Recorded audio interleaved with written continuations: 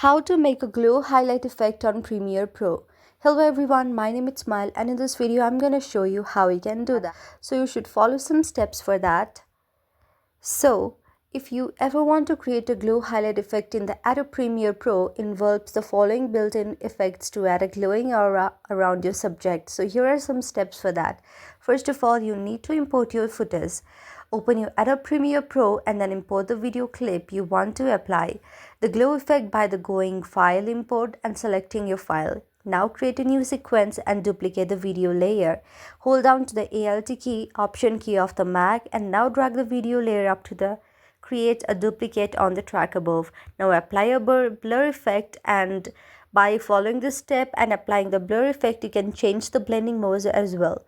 With the duplicated layer selected, go to the Effect Controls panel and under the Opacity and change the blending mode to the screen or add to the achieve or glow effect. Now I can simply adjust the opacity as well, and then you can enhance the color as well. Adjust the color fader, the edges, and then find the tuning, render, and export. Following these steps, you can create a professional looking glow highlight effect on Adobe Premiere Pro. So I hope you like the video. If you like the video, then please do hit the thumbs up and subscribe button, and also comment in the comment section below.